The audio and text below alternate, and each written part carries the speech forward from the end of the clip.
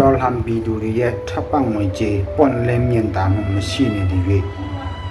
ဒီတော်လှန်ရေးပဲတော့မှမအောင်မြင်ဘူး လာတာ120တာချပေးတဲ့အဲ့ဒီတရိကောင်းတစ်ခုကအမေရိကန်နိုင်ငံခြားမူဝါဒတွေပြည်သူတွေဖက်ကိုတရားမှတရားတည်တဲ့မူဝါဒဖြစ်တယ်ဆိုတာကိုလည်းဒါတက်တဲ့အထောက်အထားအခိုင်လုံးနဲ့ကျွန်တော်တွေ့ရဒါပေမဲ့ဘလောက်ပဲမူဝါဒကောင်းကောင်းဘလောက်ပဲမူဝါဒတွေကကျွန်တော်တို့ဖက်ကိုရတည်နေစေကမို့ဆိုပါစို့ပြည်သူတွေကကူညီတဲ့နော်ဒီဒေါ်လာကြီးဖန်ဒီအတွက်တောင်မှကျွန်တော်တို့မှာဖွလိမီတာမှမပြနိုင်တော့အမေရိကန်အစိုးရရဲ့ငွေကိုကျွန်တော်တို့ကဖွလိမီတာမှဘယ်လိုပြရမလဲအဲ့ဒါကတော့ကျွန်တော်တို့မနဲ့အေးရထားတိုင်းမှာမေးခွန်းမရမယ်နော်ဒေါ်လာရင်ကောင်းဆောင်ဒီအားလို့ပေါ့နော်ဒေါ်လာအဖွဲ့အစည်းအားလို့ပေါ့ဒီပြည်သူလူထုအပေါ်မှာတောင်မှ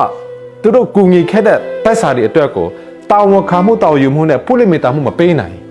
အမေရိကန်အစိုးရလိုအစိုးရမျိုးမှာကျွန်တော်တို့ကဘလို့နဲ့ဖွလိမီတာမှုကိုပြရမလဲ transparency and accountability ကိုပြရမလဲအဲ့ဒီပြဖို့အဲ့လိုမျိုး treaty ကိုမဆိုင်ပဲနဲ့ဒါကတာဝန်ရှိတဲ့ကျွန်တော်အဖွဲ့အစည်းတွေမြန်မာပြည်မှာဆိုတော့အခုကဒီမေပူကိုကြည့်မယ်ဆိုရင်ပေါ့နော်တို့တို့ပြောနေတယ်ဒီမြန်မာနိုင်ငံမှာဘသူကမြန်မာနိုင်ငံကိုထိချုံနေတယ်လေအဲ့ဒါကိုစုကြည့်ဖို့လိုတယ်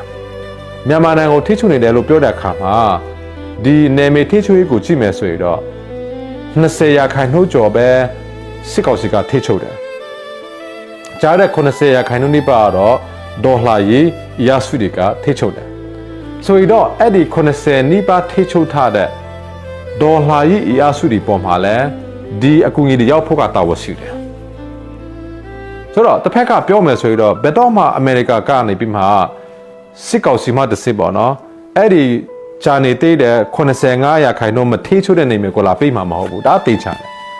လက်တွေ့စစ်စားဖို့ကတော့ဒီ85ရာခိုင်နှုန်းထိချုံနေမိမှာအမေရိကဖက်ကအကူအညီတွေရောက်ဖို့ဆိုတာကတော့ဘယ်သူမှတာဝန်ရှိတယ်လားအဲ့ဒီ90ရာခိုင်နှုန်းကိုထိချုံနေတဲ့အဖွဲ့အစည်းတိုက်မှာတာဝန်ရှိတယ်အဲ့ဒီ90ရာခိုင်နှုန်းကိုနေမီကိုထိချုံနေတဲ့နေရာမှာအမေရိကဆိုရဒေါ်လာ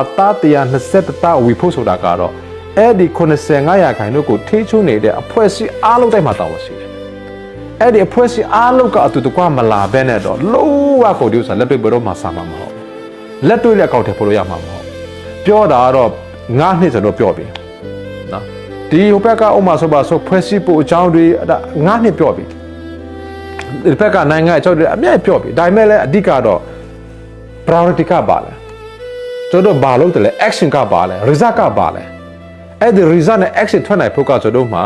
plan ရှိဖို့လိုတယ် action plan ပေါ့နော် operational plan ရှိဖို့လိုတယ်အဲ့ဒီ operational plan မရှိဘဲနဲ့ကိုကတော့ဘယ်နိုင်ငံဘယ်အစိုးရမှကူညီမှာမဟုတ်ဒါကြောင့်မလို့ကျွန်တော်မှာအမေရိကန်အစိုးရမှာတာဝန်ရှိတယ်လို့အမေရိကန်ထွက်တော်မှာတာဝန်သူတို့ဖက်မှာသူတို့တာဝန်ကတော့တစ်ဖက်ကဆိုတော့လုံးပြီးပြီပေါ့နော်သူတို့က budget ချပေးပြီအဲ့ဒီ budget ကိုကျွန်တော်ဟာ account ထဲပို့ဆိုတာကတော့အဲ့ဒီ85ရာခိုင်နှုန်းနယ်မြေကိုထိချုံနေတဲ့အဖွဲ့အစည်းအားလုံးကကျွန်တော်မှာစီလုံးညီညွတ်မှုကိုပြပါလိမ့်မယ်